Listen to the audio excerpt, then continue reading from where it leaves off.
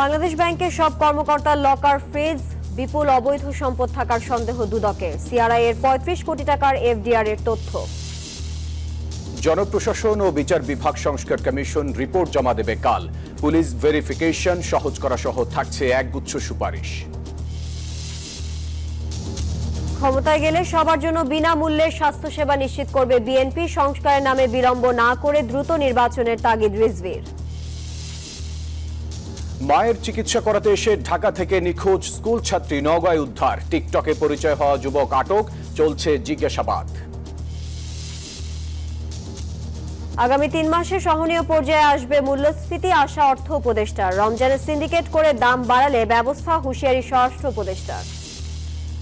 এবার মার্কিন পণ্যে পাল্টা 15% শুল্ক চাপালো চীন। মেক্সিকো কানাডায় শুল্ক স্থগিত ট্রাম্পের, যুক্তরাষ্ট্রের লক্ষ্যবস্তু হলে জবাব দেবে ইইউ। এবং 17 বছর পর জাতীয় দলের কেন্দ্রীয় চুক্তি থেকে বাদ সাকিব আল হাসান। ক্রিকেটে নিয়মিত না হওয়াই মূল কারণ বলছে বিসিবি।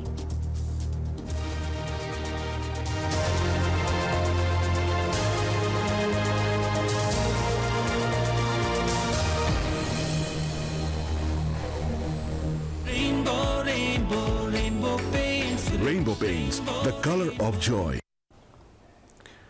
দর্শক, স্বাগত নিউজ 24 সংবাদে। পুরো সংবাদ জুড়ে আপনাদের সাথে আছি আমরা দুজন, আমি ফয়সাল মাহমুদ এবং আমি তানিয়া হারুন। দেখছিলেন সংবাদ শিরোনামগুলো। শব্দের আরেক নাম, একদম ইউনিক স্ট্রাকচারাল ডিজাইনের কসমিক ডো। এর ওয়াল থিকনেস ও থিকনেস বেশি থাকা থেকে 50 বছরেরও বেশি। কসমিক ডো, নিশ্চিন্তে 50 বছর। এবারে পুরো খবর। বাংলাদেশ ব্যাংকে সংরক্ষিত সাবেক ও বর্তমান কর্মকর্তাদের সব লকার ফ্রিজ করার সিদ্ধান্ত নেওয়া হয়েছে। দুর্নীতি দমন কমিশনের সন্দেহ, এসব লকারে গোপনে বিপুল পরিমাণ অপ্রদর্শিত অর্থ সম্পদ মজুদ রয়েছে। তাই এসব লকার খুলতে নিতে হবে দুদকের অনুমতি। এমন নির্দেশনা দিয়ে বাংলাদেশ ব্যাংক গভর্নরের কাছে চিঠি দিয়েছে সংস্থাটি। মঙ্গলবার এসব জানান দুদক মহাপরিচালক আক্তার হোসেন। এদিকে সিআরআই এর আর্থিক অনিয়ম খুঁজতে গিয়ে প্রতিষ্ঠানটির নামে ৩৫ কোটি ২১ লাখ টাকার এফডিআর খুঁজে পেয়েছে দুদক। দর্শক, বিস্তারিত দেখে আসবো প্রতিবেদনে।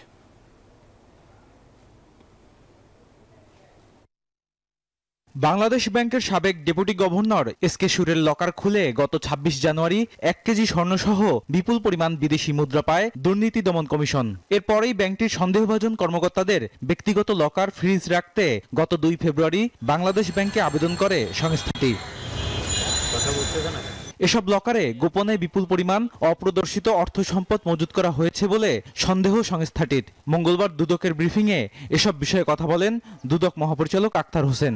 আমাদের অনুসন্ধান দলের কাছে প্রতীয়মান হয়েছে যে বাংলাদেশ ব্যাংকের অনুসন্ধানের সাথে সংশ্লিষ্ট আরও অনেকের এই ধরনের যে লকারগুলো রয়েছে সেগুলো তল্লাশি করা প্রয়োজন। সেই লকারগুলো সাময়িকভাবে ফ্রিজ করার জন্য অনুরোধ করা হয়েছে। বিজ্ঞ আদালতের অনুমতিক্রমে পরবর্তী সময়ে অনুসন্ধান দল এ বিষয়ে পরবর্তী আইনানুগ কার্যক্রম গ্রহণ করবেন। এদিকে বিভিন্ন রাজনৈতিক এজেন্ডা বাস্তবায়নে আওয়ামী লীগের থিঙ্ক ট্যাঙ্ক হিসেবে পরিচিত সিআরআই এর বিরুদ্ধে অনুসন্ধানে নামে দুদক। তবে রাজধানীর একাধিক স্থানে অভিযান চালিয়েও প্রতিষ্ঠানটির কোনো অস্তিত্ব পাওয়া যায়নি। আমরা ওনাদের অফিসে আসি, অফিসে গিয়ে এখানে কোনো অফিসের সন্ধান পাইনি, এখন পর্যন্ত পাওয়া যায়নি। তো আমরা চেষ্টা চলমান আছে। আর এখানে অফিসে পাওয়া যায় না, অন্যান্যভাবে আমরা যদি রেকর্ডপত্র সংগ্রহ করতে পারি সেই আলোকে আমরা রিপোর্ট দাখিল করতে পারব। তবে আর্থিক অনিয়ম খুঁজতে গিয়ে প্রতিষ্ঠানটির নামে আইএফআইসি ব্যাংকে বিপুল অঙ্কের এফডিআর থাকার তথ্য পেয়েছে সংস্থাটি। সিআরআই নামক প্রতিষ্ঠানে যে সকল ব্যাংক তথ্য সংগ্রহ করা হয়, প্রাপ্ত তথ্যাদি পর্যালোচনায় দেখা যায় আইএফআইসি ব্যাংকে সিআরআই নামক প্রতিষ্ঠানটির নামে একটি ৩৫ কোটি ২১ লক্ষ টাকার এফডিআর রয়েছে। এই সংক্রান্তে বিভিন্ন ব্যাংক থেকে আরও তথ্যাদি সংগ্রহ করা হচ্ছে। এদিকে অবৈধ সম্পদ অর্জনের অভিযোগে ম্যাক্স গ্রুপের চেয়ারম্যান প্রকৌশলী গোলাম মোহাম্মদ আলমগীরের বিরুদ্ধে মামলা করেছে দুদক। একই সাথে পাসপোর্ট ও ইমিগ্রেশন অধিদপ্তরের পরিচালক আব্দুল্লাহ আল মামুনের বিরুদ্ধে মামলার চার্জশিট দিয়েছে সংস্থাটি। বদরুল আলম শাওন, নিউজ 24, ঢাকা। এই যে আমার ব্যাংক আরএফএল গ্যাস স্টোভ, এর সায়েন্টিফিক নজল আর ব্রাশ বার্নার তাপকে সমানভাবে ছড়িয়ে খরচ বাঁচায় 25%। আরএফএল গ্যাস স্টোভ নিরাপদ ও গ্যাস সাশ্রয়ী। এসোচার ফুড গ্রেড স্টেইনলেস স্টিলে তৈরি, যা নিশ্চিত করে জংবিহীন সিঙ্কের আজীবন নিশ্চয়তা। আরএফএল কিচেন সিঙ্ক, স্বাস্থ্যকর কিচেনের চিরস্থায়ী সমাধান। আগামীকাল 5 ফেব্রুয়ারি জনপ্রশাসন এবং বিচার বিভাগীয় সংস্কার কমিশন পূর্ণাঙ্গ সুপারিশ জমা দেবেন প্রধান উপদেষ্টার কাছে। বিকেন্দ্রীকরণের জন্য দেশে 4টি প্রদেশ করা, প্রশাসন ও অন্যান্য ক্যাডারে 50% করে কোটা, ফরিদপুর ও কুমিল্লাকে বিভাগ করা এবং পুলিশ ভেরিফিকেশন সহজ করা সহ একগুচ্ছ সুপারিশ জমা দেবে জনপ্রশাসন সংস্কার কমিশন। কমিশন প্রধান আব্দুল মুঈদ চৌধুরী জানান, জনপ্রশাসন সংস্কারে 100-র উপরে সুপারিশ করা হয়েছে, যা বাস্তবায়নযোগ্য বলে মনে করেন তিনি। শাহনাজ ইয়াসমিনের রিপোর্ট। 8 আগস্ট অন্তর্বর্তী সরকার দায়িত্ব নেয়ার পরই গুরুত্ব দেয় রাষ্ট্র সংস্কারে। অক্টোবরের শুরুতেই গঠন করে 6 সংস্কার কমিশন। গেল 15 জানুয়ারি সংবিধান সংস্কার কমিশন সহ নির্বাচন, পুলিশ এবং দুদক সংস্কার কমিশন তাদের সুপারিশ জমা দিয়েছেন প্রধান উপদেষ্টার কাছে। জনপ্রশাসন এবং বিচার বিভাগীয় সংস্কার কমিশন 31 জানুয়ারি পর্যন্ত সময় নিয়েছিল।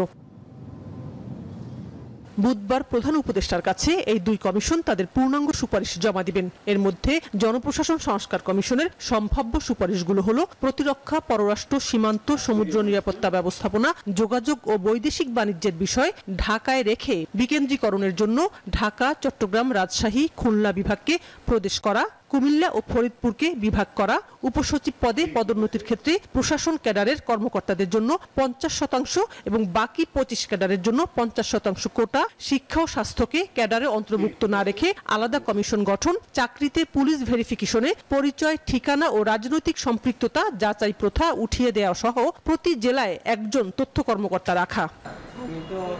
জনপ্রশাসন সংস্কার কমিশনের প্রধান হিসেবে দায়িত্ব পালন করা সাবেক তত্ত্বাবধায়ক সরকারের উপদেষ্টা এবং সাবেক সচিব আব্দুল মুঈদ চৌধুরী বলেন, 31 ডিসেম্বরের মধ্যে কমিশনের প্রতিবেদন দেওয়ার কথা থাকলেও কাজ শেষ না হয় সময় বাড়ানো হয়েছিল। বিভিন্ন জায়গায়, জেলাতে, উপজেলাতে আমরা গিয়ে কথা বলেছি।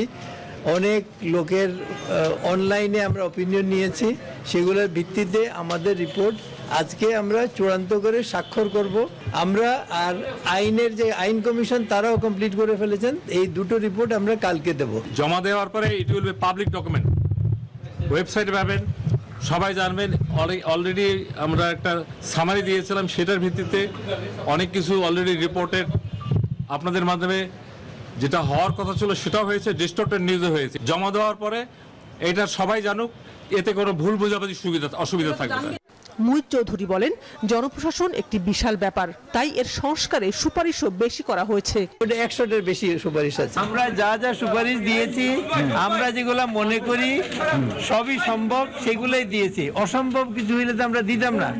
এখন সম্ভব হবে কিনা সেটার দেশের সরকার বুঝবে। সুপারিশগুলো জমা দেওয়ার পর এগুলো নিয়ে পরবর্তীতে রাজনৈতিক দলগুলোর সাথে আলোচনা করবে অন্তর্বর্তী সরকার। শাহনাজ ইয়াসমিন, নিউজ 24, ঢাকা। বিজলি কেবলস যে কোনো স্থাপনার বৈদ্যুতিক সংযোগকে রাখে নিরাপদ। এর স্কিন কোটেড ইনসুলেশন সম্পূর্ণ ফায়ার রিটার্ডেন্ট, তাই বিজলি কেবলস নিজেই নিজেকে নেভায়। বিজলি কেবলস, নিরাপদ আজীবন। ফেব্রুয়ারি মাঝামাঝি প্রধান উপদেষ্টার নেতৃত্বে হবে জাতীয় ঐক্যমত্য কমিশনের প্রথম বৈঠক। আলোচনা হবে সকল রাজনৈতিক দলের সঙ্গে, এমনটাই জানিয়েছেন আইন উপদেষ্টা আসিফ নজরুল। সন্ধ্যায় ফরেন সার্ভিস একাডেমিতে এসব কথা বলেন তিনি। জানান, 8 ফেব্রুয়ারি সংশয় কমিশনগুলো পূর্ণাঙ্গ রিপোর্ট জমা দেবে। ঐক্যমত্য কমিশনের প্রথম বৈঠকে সভাপতিত্ব করবেন ঐক্যমত্য কমিশনের প্রধান ডক্টর মোহাম্মদ ইউনূস, এবং এখানে সকল রাজনৈতিক দল এবং আন্দোলনের যারা পক্ষশক্তি ছিল তাদের প্রতিনিধিরা থাকবেন, এবং আমাদের যারা কমিশন চিফ আছেন ওনারা সবাই উপস্থিত থাকবেন। যত দ্রুত সম্ভব আমাদের সংস্কারের ক্ষেত্রে করণীয় কি সেটা ঠিক করা হবে। উত্তর আমেরিকার দেশগুলো থেকে পাচার হওয়া টাকা দেশে ফিরিয়ে আনতে কানাডা সরকারের সহযোগিতা চেয়েছেন অন্তর্বর্তী সরকারের প্রধান উপদেষ্টা ডক্টর মোহাম্মদ ইউনূস। ঢাকায় নিযুক্ত দেশটির রাষ্ট্রদূত অজিত সিং দেখা করতে এলে এ আহ্বান জানান ডক্টর ইউনূস। প্রধান উপদেষ্টা বলেন, শেখ হাসিনার স্বৈরশাসনের সঙ্গে জড়িত ব্যবসায়ী এবং রাজনীতিকরা শত শত বিলিয়ন ডলার চুরি করে বিদেশে পাঠিয়েছে, যার একটি বড় অংশ রয়েছে কানাডায়। বিশেষ করে টরন্টোর কুখ্যাত বেগমপাড়া এলাকায় সম্পদ কেনার মাধ্যমে চুরি করা অর্থ বিনিয়োগ করা হয়েছে। এ সময় সম্পদ চিহ্নিত, জব্দ ও পুনরুদ্ধারে কানাডার সহায়তার আশ্বাস দেন রাষ্ট্রদূত।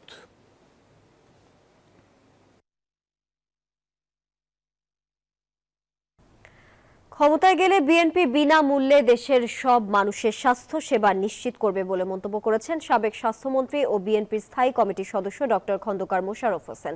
সকালে বিএনপি চেয়ারপারসনের গুলশান কার্যালয়ে বিএনপি গঠিত স্বাস্থ্য সংস্কার কমিটির সুপারিশ তুলে ধরার সময় তিনি কথা বলেন। এদিকে অপর এক অনুষ্ঠানে সংস্কারের নামে গড়িমসি না করে দ্রুত নির্বাচন দিতে সরকারকে আহ্বান জানিয়েছেন বিএনপির সিনিয়র যুগ্ম মহাসচিব রুহুল কবির রিজভী।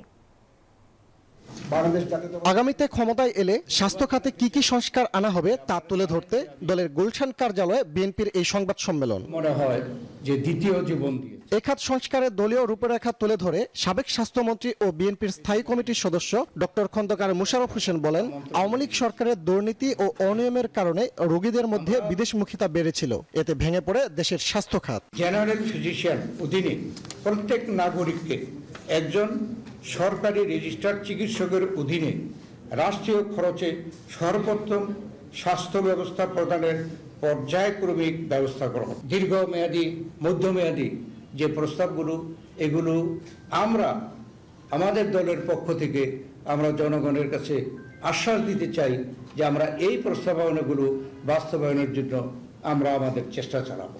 এদিকে নবগঠিত মানিকগঞ্জ জেলা বিএনপির আহ্বায়ক কমিটির নেতাদের নিয়ে দলের প্রতিষ্ঠাতা সাবেক রাষ্ট্রপতি জিয়াউর রহমানের সমাধিতে শ্রদ্ধা জানাতে আসেন দলটির সিনিয়র যুগ্ম মহাসচিব রুহুল কবির রিজভী।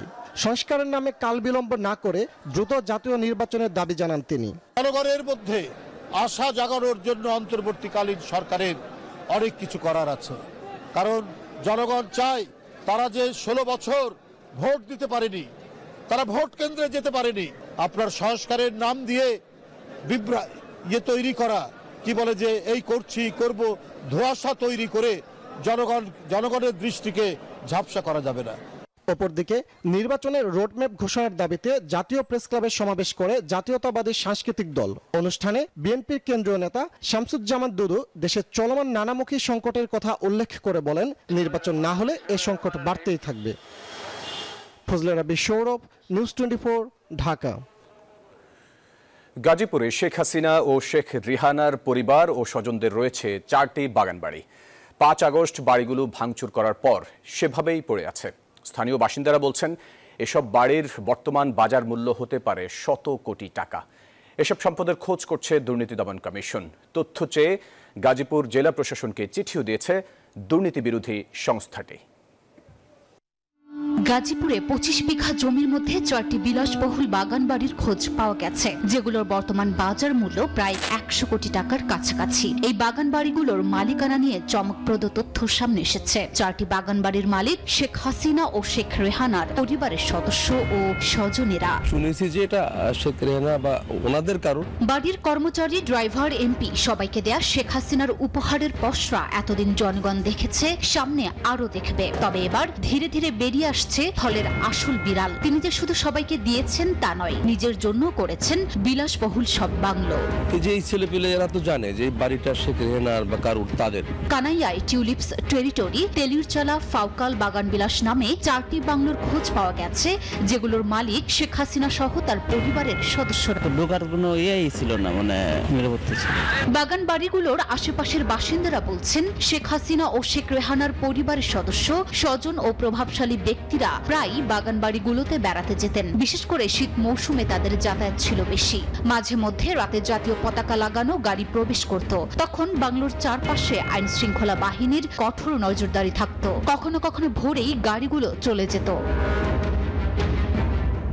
স্থানীয় ভূমি কার্যালয় থেকে যতটুকু নথিপত্র পাওয়া গেছে তাতে দেখা যায় 4টি বাগানবাড়ির দলিলাধীন জমির পরিমাণ 816 শতক বা 25 বিঘা। স্থানীয় বাসিন্দারা বলছেন, বর্তমান বাজার মূল্যে এই জমির দাম 100 কোটি টাকার কাছাকাছি। আর এটা আসলে এটার ফিউচার কি তাও তো আসলে বলা ছোটা। নট অনলি এখানে না, হোল বাংলাদেশে একই সিচুয়েশনটা আসলে হয়েছে। টিউলিপস টেরিটরি গাজীপুর শহর থেকে মাত্র 10 কিলোমিটার দূরে কানাইয়া এলাকায় অবস্থিত। নথিপত্রে সূত্রে বাড়িটির মালিক শফিক আহমেদ সিদ্দিক, যিনি ক্ষমতাচ্যুত প্রধানমন্ত্রী শেখ হাসিনার বোন শেখ রেহানার স্বামী। এই বিলাসবহুল বাগান বাড়ির ভিতরে রয়েছে ডুপ্লেক্স ভবন, শান বাঁধানো পুকুর আর বিশাল বাগান। জুলাই গণ অভ্যুত্থানে গত 5ই আগস্ট স্বৈরতান্ত্রিক আওয়ামী লীগ সরকারের পতন হয়। শেখ হাসিনা ভারতে পালিয়ে যান। সে সময় তার সঙ্গে ছিলেন শেখ রেহানা। এই দুই বোনের পরিবারের সদস্যরা বিদেশে। দুর্নীতি দমন কমিশন শেখ হাসিনা ও শেখ রেহানার পরিবারে কি কি সম্পদ আছে তা খোঁজ করছে। সংস্থাটি তথ্য চেয়ে গাজীপুর জেলা প্রশাসনকে ইতিমধ্যে চিঠিও দিয়েছে। নিউজ 24। পোষ্য কোটা পুরোপুরি বাতিলের দাবিতে প্রশাসনিক ভবন অবরোধ করে রেখেছেন জাহাঙ্গীরনগর বিশ্ববিদ্যালয়ের শিক্ষার্থীরা। মঙ্গলবার সকাল থেকে ভবনের ভেতরে আটকা পড়েছেন কর্মকর্তা কর্মচারীরা। আন্দোলনরত শিক্ষার্থীদের সঙ্গে সংকট নিরসনে আলোচনা করছেন উপাচার্য ডক্টর কামরুল আহসান। এদিকে পোষ্য কোটায় ভর্তিতে বিভাগীয় সব শর্ত বাতিলের দাবি করছেন কর্মকর্তা কর্মচারীরা। আগের মতোই এই কোটায় ভর্তির সুযোগ রাখার দাবিতে 5 দিনের কর্মবিরতি ঘোষণা করেন তারা। আমি ওখানে গিয়ে কথা বলে তোমাদের প্রতিনিধি যারা আছে ওদের সময় বলি ওই মিটিং স্যার তোমাদের যদি অবজারভার থাকতে ইচ্ছা করে 2-1 জনকে আমরা রাখবো। তোমরা এই কাজটা করবা, 2 জন বা 3 জন অবজারভার দিবা আমার মিটিং এ, ঠিক আছে? দর্শকের বিষয়ে বিস্তারিত জানাতে জাহাঙ্গীরনগর বিশ্ববিদ্যালয় থেকে যুক্ত হচ্ছেন সহকর্মী নাজমুল হুদা। নাজমুল, জাহাঙ্গীরনগরের প্রশাসনিক ভবনের কি পরিস্থিতি এখন দেখছেন, আর সংকট সমাধানের কোনো ইঙ্গিত আছে কিনা বিস্তারিত জানাবেন।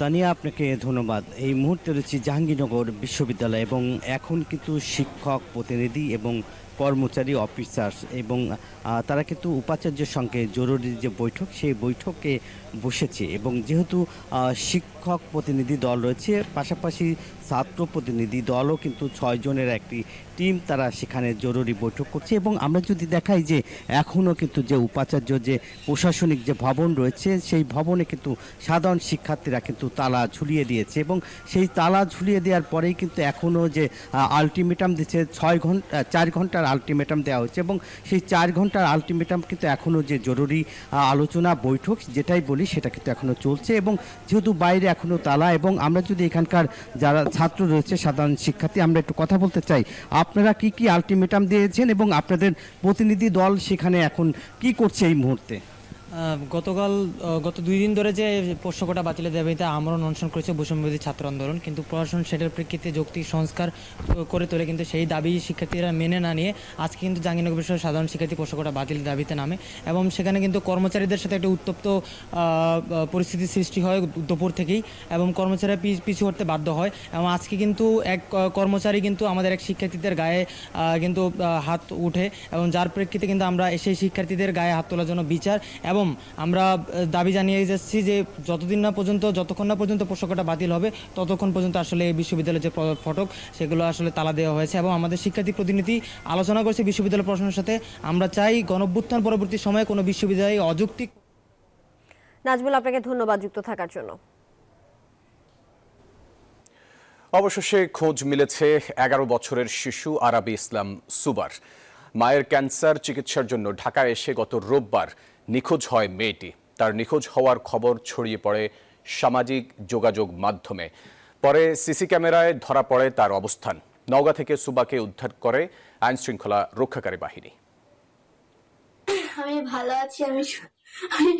আরাবি ইসলাম সুবা 11 বছর বয়সী এই মেয়েকে নিয়েই সামাজিক যোগাযোগ মাধ্যমে আলোচনার ঝড়। সকালে কথা হয়েছে। জাতীয় ক্যান্সার গবেষণা ইনস্টিটিউটে চলছে সুবার মায়ের কেমোথেরাপি। সেজন্য সম্প্রতি পরিবার নিয়ে বরিশাল থেকে মোহাম্মদপুরের আত্মীয়ের বাসায় ওঠেন সুবার বাবা। এমন বাস্তবতার মধ্যে রবিবার সন্ধ্যায় ফুফাতো ভাইয়ের সঙ্গে বাসা থেকে বের হয়ে আর ফেরেনি সুবা। 6ষ্ঠ শ্রেণীর এই শিক্ষার্থীর সন্ধান চেয়ে সামাজিক যোগাযোগ মাধ্যমে পোস্ট করেছেন অনেকেই, যেখানে মেয়েকে ফিরে পেতে আকুতি জানান বাবা। সিসিটিভি ফুটেজ বলছে রাজধানীর মোহাম্মদপুরের টোকিও স্কোয়ারে সুবার ফুফাতো ভাই ছাড়াও ছিলেন আরেকজন। তার সঙ্গেও সুবাকে হাঁটতে দেখা গেছে। আমার মেয়ে আসলে ঢাকায় তো সেটেল না, আমরা ঢাকায় সেটেল না, ঢাকায় থাকি না। এখানে আমার বোনের বাসা, আমার ছোট বোনের। তো আমার ওয়াইফ আবার সে ক্যান্সার আক্রান্ত, তাও লাস্ট স্টেজ চলতেছে। অবশেষে নওগাঁয় দেখা মিলেছে নিখোঁজ সুবার। আইন শৃঙ্খলা বাহিনী বলছে প্রেমের সূত্র ধরে ঘর ছাড়া হয় সে। নিখোঁজ হওয়ার সময় সিসি ক্যামেরায় যে ছেলের সঙ্গে দেখা যায় সুবাকে, নওগাঁয় সেই ছেলের বাড়িতেই পাওয়া গেছে তাকে। মেয়েটিকে উদ্ধারের সঙ্গে সঙ্গে আটক করা হয়েছে ছেলেটিকেও। মাসুদা লাবনী, নিউজ 24, ঢাকা।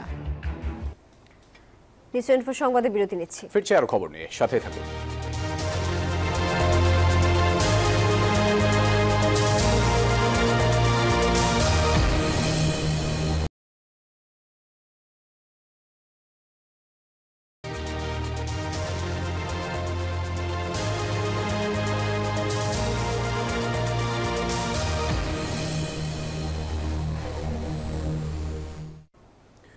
আবারও স্বাগত, দেখছেন নিউজ 24 সংবাদ।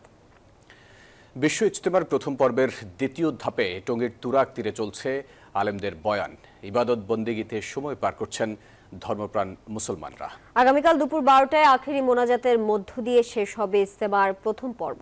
মোনাজাত পরিচালনা করবেন নিজামের শীর্ষ মুরব্বী মাওলানা মোহাম্মদ জুবায়ের। বিস্তারিত থাকছে প্রতিবেদনে। বিশ্ব ইজতেমার দ্বিতীয় ধাপের শেষ দিকে ইবাদতে ব্যস্ত সময় পার করছেন ধর্মপ্রাণ মুসলমানরা।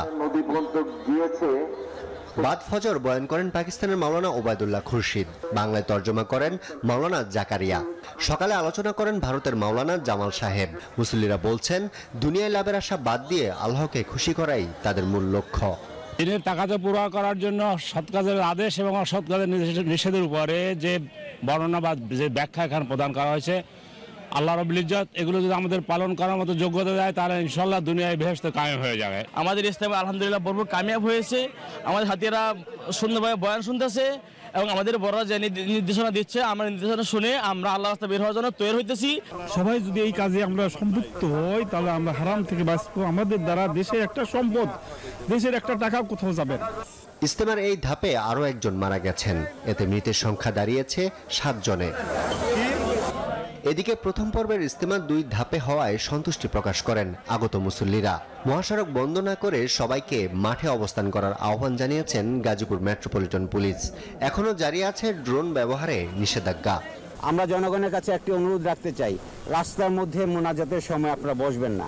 আপনারা আগে ফিল আপ করে রাস্তাটা ক্লিয়ার রাখেন। রাস্তার মধ্যে না বসলে যান চলাচল যদি সঠিক থাকে অন্যের মোনাজাত করার জন্য সুবিধা হবে। ড্রোন এখানে উড়াতে হলে সিটিএসবির পারমিশন লাগবে, মানে কমিশনার পারমিশন ছাড়া ড্রোন উড়াতে পারবে না। এই ধাপে টঙ্গীর তুরাগ নদের তীরে সমবেত হয়েছেন 22টি জেলার ধর্মপ্রাণ মুসলমানগণ। আরিফুল ইসলাম, নিউজ 24, ঢাকা।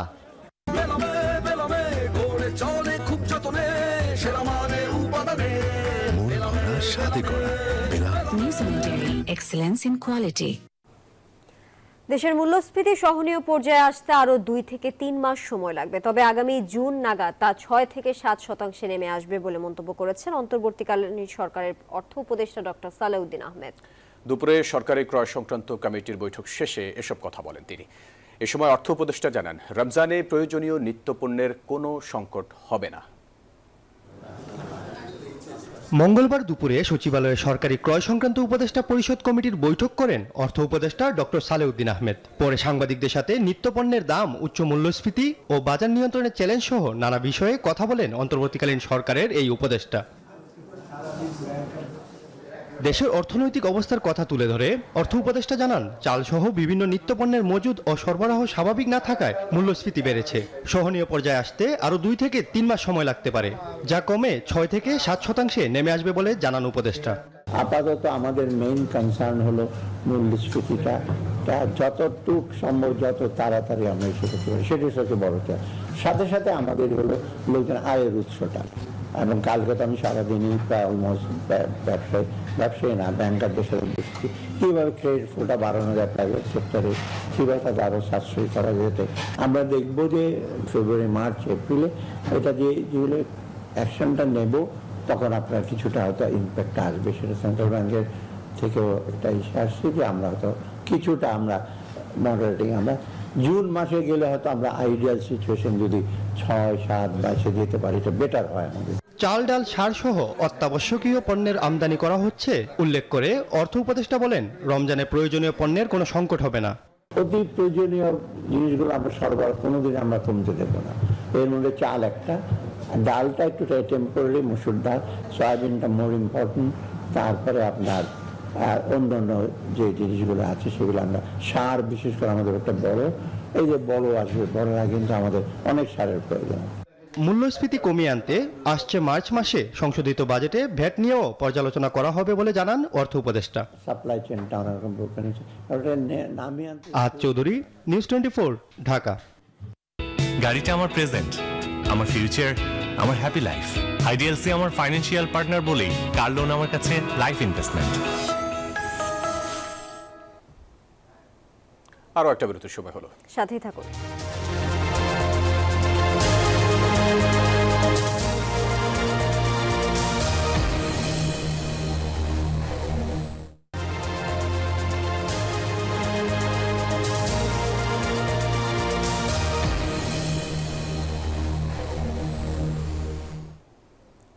স্বাগত আরো একবার নিউজ 24 সংবাদে। জানিয়ে দেব অর্থ বাণিজ্য সংবাদ।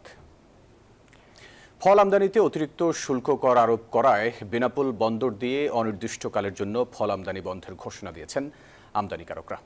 সকাল থেকে ফল আমদানি বন্ধ করে দেন ব্যবসায়ীরা। এদিকে শুল্ক কর প্রত্যাহার না করা পর্যন্ত আমদানি বন্ধ থাকবে বলে ঘোষণা দিয়েছেন তারা। অতিরিক্ত শুল্ক কর আরোপ করায় বড় ধরনের রাজস্ব আয় থেকে বঞ্চিত হচ্ছে সরকার। সম্প্রতি বিভিন্ন ধরনের ফলে অতিরিক্ত শুল্ক কর ধার্য করায় বেনাপোল স্থলবন্দর দিয়ে সব ধরনের ফল আমদানি বন্ধের ঘোষণা দিয়েছে আমদানি সংশ্লিষ্টরা। মঙ্গলবার সকাল থেকে আমদানি বন্ধ রেখেছেন তারা। আমদানিকারকদের অভিযোগ, অতিরিক্ত শুল্ক কর আরোপ করায় বেনাপোল স্থলবন্দর দিয়ে ফল আমদানি কমে দাঁড়িয়েছে অর্ধেকের নিচে। প্রত্যাহার না করা পর্যন্ত অনির্দিষ্টকালের জন্য আমদানি বন্ধ থাকবে বলেও জানান তারা। সরকারের একটা অযৌক্তিক সিদ্ধান্ত সম্পূরক শুল্ক বৃদ্ধি করেছে ফলের উপরে, যার প্রভাব পড়েছে বেনাপোল সহ বিভিন্ন স্থলবন্দরের উপরে। ভ্যাট বৃদ্ধি করার কারণে 1 থেকে 2 গাড়ি মাল ঢোকানো সম্ভব হচ্ছে না, এবং যেটা মনে করেন সাধারণ জনগণের ক্রয় ক্ষমতার বাইরে চলে গেছে, যেটা আমাদের মাল বিক্রি করা সম্ভব হচ্ছে না। অতিরিক্ত ট্যাক্স বৃদ্ধি, যার কারণে আমদানিকারকরা যতটুকু মাল আমদানি করছে বাজারজাত করতে পারছে না, বাজারজাত করলেও তার সঠিক দাম পাচ্ছে না। আমরা যাতে সবাই আবার আগের মতো ফল খেতে পারি সে ব্যবস্থা করার জন্য বাংলাদেশ সরকার দৃষ্টি আকর্ষণ করছে। আগামীতে অবশ্যই সম্পর্ক শুল্ক প্রত্যাহার হোক। বন্দর কর্তৃপক্ষ বলছে, বেনাপোলে রাজস্ব আদায়ের বড় অংশ আসে ফল আমদানি থেকে। উচ্চ শুল্ক আরোপ করায় এর প্রভাব পড়তে শুরু করেছে বাজারে। উচ্চ মূল্যের কারণে মুখ ফিরিয়ে নিচ্ছেন ক্রেতারাও। জানুয়ারি এবং ফেব্রুয়ারিতে এখন পর্যন্ত প্রতিদিন গাড়ি ঢুকেছে 20 থেকে 22টা। এই কারণে স্বাভাবিকভাবে ফলের আমদানির রেভিনিউটা অনেক কমে গেছে। বেনাপোল স্থলবন্দর দিয়ে প্রতিদিন শুধু ফলের আমদানি শুল্ক বাবদ রাজস্ব আসে অন্তত 25 কোটি টাকা। আমদানি কমে যাওয়ায় রাজস্ব কমে দাঁড়িয়েছে প্রায় 9 কোটিতে। Desk report, news 24। এবার আন্তর্জাতিক প্রসঙ্গ। যুক্তরাষ্ট্রের পণ্যের ওপর 10 থেকে 15% শুল্ক আরোপের ঘোষণা দিয়েছে চীন। প্রতিশোধমূলক আরও ব্যবস্থা নেওয়ার বার্তা দিয়েছে বেইজিং। মেক্সিকো ও কানাডার পণ্যে শুল্ক আরোপ 1 মাসের জন্য স্থগিত করলেও চীনের ব্যাপারে নেওয়ার সিদ্ধান্তে অটল ছিলেন ডোনাল্ড ট্রাম্প। এদিকে যুক্তরাষ্ট্র অন্যায্যভাবে লক্ষ্যবস্তুতে পরিণত করলে দৃঢ় প্রতিক্রিয়া জানাবে ইউরোপীয় ইউনিয়ন। মঙ্গলবার থেকেই মেক্সিকো কানাডার উপর 25% ও চীনের ওপর 10% শুল্ক আরোপ কার্যকর করার নির্বাহী আদেশ জারি করেছিলেন মার্কিন প্রেসিডেন্ট ডোনাল্ড ট্রাম্প। পরবর্তীতে মেক্সিকো কানাডার নেতাদের সাথে ফোন আলাপে সমঝোতা হলে নতুন করে শুল্ক আরোপ স্থগিতের সিদ্ধান্ত নেন। ট্রাম্প জানান, মেক্সিকোর প্রেসিডেন্ট ক্লডিয়া শেনবাউমের সঙ্গে খুবই গুরুত্বপূর্ণ আলোচনা হয়েছে। অবৈধ অভিবাসী ও মাদক পাচার ঠেকাতে যুক্তরাষ্ট্র মেক্সিকো সীমান্তে 10,000 সেনা পাঠাতে রাজি হয়েছে মেক্সিকো। আর উত্তর সীমান্তের নিরাপত্তা নিশ্চিত করতে রাজি হয়েছেন কানাডার বিদায়ী প্রধানমন্ত্রী জাস্টিন ট্রুডো। ফেন্টালিনের মতো ক্ষতিকর মাদক পাচার বন্ধের আশ্বাস দেন তিনি। তবে চীনা পণ্যের ওপর 10% শুল্ক চাপানোর সিদ্ধান্ত স্থগিত না হওয়ায় মার্কিন পণ্যের উপরেও 10 থেকে 15% শুল্ক আরোপ করতে চলেছে বেইজিং। এখন থেকে যুক্তরাষ্ট্র থেকে আসা কয়লা এবং প্রাকৃতিক গ্যাসের ওপর এবং অপরিশোধিত তেল, কৃষি সরঞ্জাম এবং বড় গাড়ির ওপর অতিরিক্ত 10% শুল্ক আরোপ করা হবে। মার্কিন সংস্থা গুগলের বিরুদ্ধেও তদন্ত করা হবে বলে জানিয়েছে বেইজিং। এরই মধ্যে ইউক্রেনের রুশ আগ্রাসন এবং ট্রাম্পের নীতি ইউরোপকে নিজেদের ভৌত ও অর্থনৈতিক নিরাপত্তার জন্য আরও বেশি দায়িত্ব নেয়ার দিকে ঠেলে দিচ্ছে, এমনটাই মন্তব্য করলেন ফরাসি প্রেসিডেন্ট ইমানুয়েল ম্যাক্রন।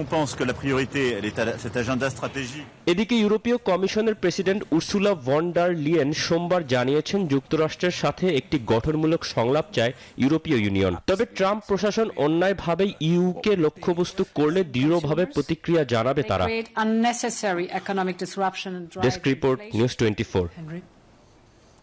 এ পর্যায়ে সময় হলো আর একটা বিরতির। সাথে থাকুন।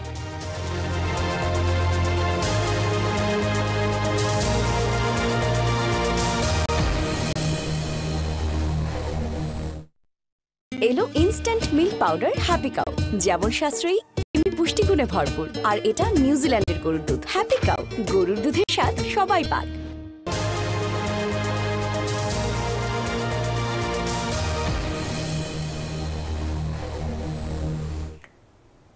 সংবাদে স্বাগত আরো একবার। এবারে খেলার খবর। দীর্ঘ 17 বছর পর বিসিবির কেন্দ্রীয় চুক্তি থেকে বাদ পড়তে যাচ্ছেন সাকিব আল হাসান। বিসিবি বলছে ক্রিকেটে নিয়মিত না হওয়াই এর মূল কারণ। এদিকে প্রথমবারের মতো কেন্দ্রীয় চুক্তিতে ডাক পেতে যাচ্ছেন তরুণ টাইগার পেসার নাহিদ রানা। আন্তর্জাতিক ক্রিকেটে দাপট দেখিয়ে বাংলাদেশের ক্রিকেটের পোস্টার বয় হয়েছিলেন সাকিব আল হাসান। তবে সেই সাকিব অক্রিকেটীয় কারণে আর খেলতে পারছেন না। তাই তো প্রায় 17 বছর পর বিসিবির কেন্দ্রীয় চুক্তি থেকে পড়তে যাচ্ছেন তিনি। 2025 সালের কেন্দ্রীয় চুক্তির জন্য যে খসড়া করেছেন নির্বাচকরা, সেখানে নেই সাকিব। রাজনৈতিক পট পরিবর্তনের কারণে দেশের ক্রিকেটে আরো আগে থেকে ব্রাত্য হয়ে পড়েছেন সাকিব। ঘরের মাঠে সাউথ আফ্রিকার বিপক্ষে সিরিজ দিয়ে দেশের মাটিতে টেস্টকে বিদায় জানানোর ইচ্ছা প্রকাশ করেছিলেন। তবে তীব্র আন্দোলনের মুখে দেশে ফিরতে পারেননি দেশসেরা এই অলরাউন্ডার। এরপর থেকে বিভিন্ন কারণে বাংলাদেশ দলে দেখা যায়নি সাকিবকে। ওয়েস্ট ইন্ডিজের মাটিতে বাংলাদেশ 3 ফরম্যাটে সিরিজ খেললেও সেখানে দেখা যায়নি তাকে।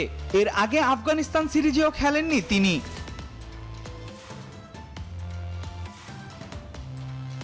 বিসিবি যে খসড়া তালিকা প্রকাশ করেছে, সেই তালিকায় 3 ফরম্যাটের চুক্তির জন্য রাখা হয়েছে 5 ক্রিকেটারকে।